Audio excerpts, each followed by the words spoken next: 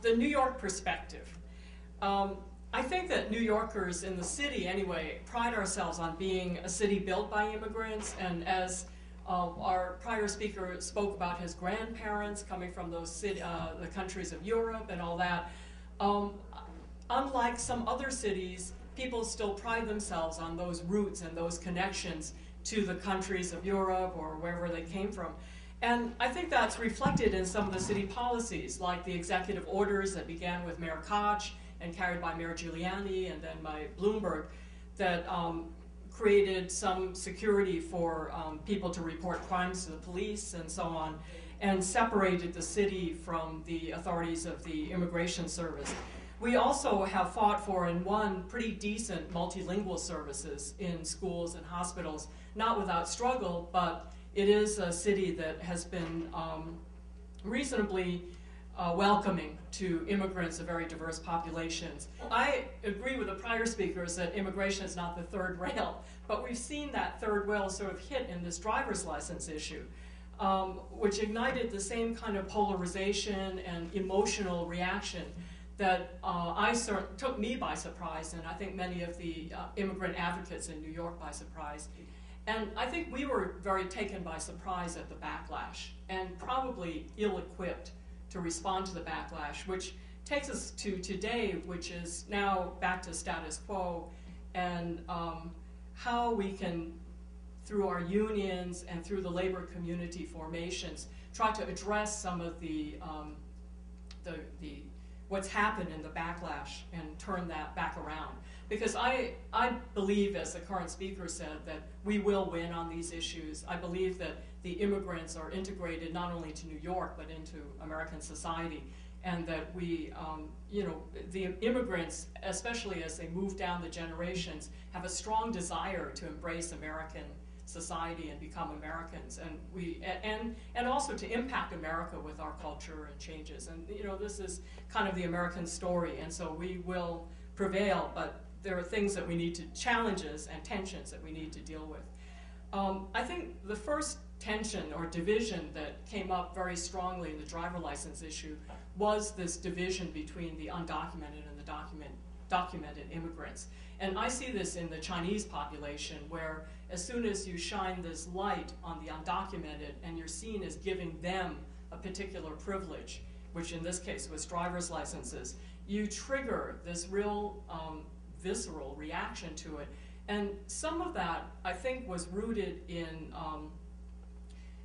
the fear that documented immigrants who have kind of paid their dues and earned their way into life in the United States feel when all of that hatred and negativism comes up, and them wanting to duck from that. A second tension, I think, is the issue of job competition and displacement and the fear of depressed standards, which we see as a really close-up, because the legal immigrants feel that first, when the undocumented come in. I see that in my garment shops when they start hiring undocumented, and then the ones who have papers will say to me, the boss just turns them and says, look, these guys are willing to work harder for less, so you guys can take it or leave it. And they feel a real direct competition when that type of thing happens. Thirdly, I think that another tension that is existing, and I think this has been spoken to well by the other speakers, I'm not going to go into a description of it, is the nascent nativism, protectionism, or racism that exists within the union populations, and that bubbling up when they watch Lou Dobbs or when it's inflamed by the various talk radio shows and so on. And then lastly, I think unions, like every other institution, when they see changing faces in their membership and emerging new leaders from that, and the threat of a displacement or a change in the leadership of unions or institutions or institutional changes, is always a tension that exists that needs to be addressed.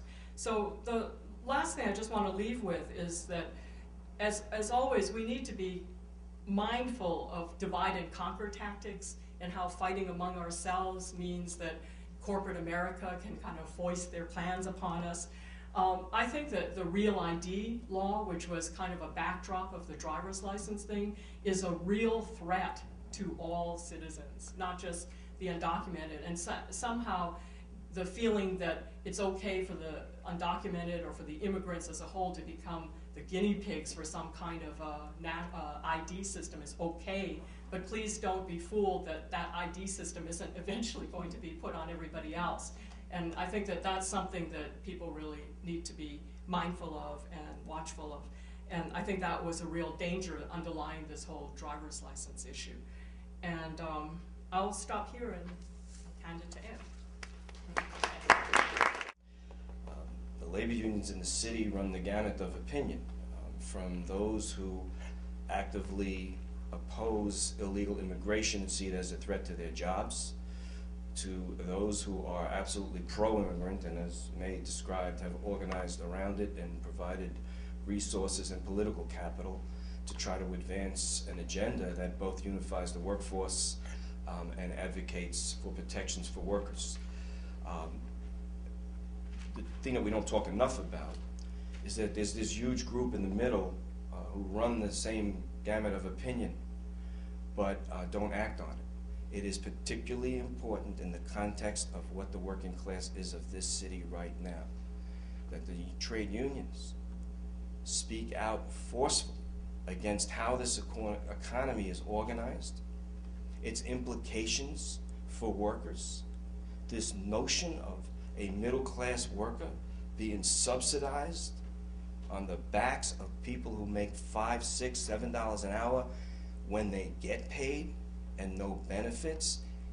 It is not only intolerable, it is the beginning of our undoing. We have to say within our own movement.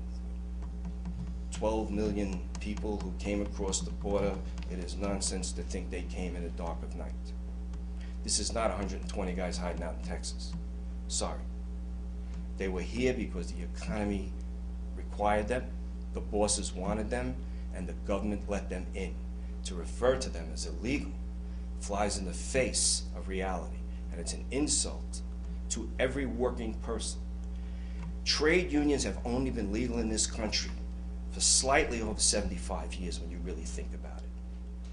And they have never been fully legitimate. Workers always exist on the margins of power relationships. And what's happening here, the immigrant question is not being used so much as a wedge in the political arena. It is being used as a wedge to undermine standards that we have taken 135 years to establish. If the unions don't ally with the immigrant workforce, provide resources and political capital to advance that agenda, we will undermine everything our predecessors built. It's unacceptable. That's how I view this. Going forward politically, I do believe that this movement, in an alliance with the worker centers, immigrant organizations and advocates, can make political and legislative victories that will benefit all workers. We are either one working class or we are unorganized, and we will drive people back towards poverty.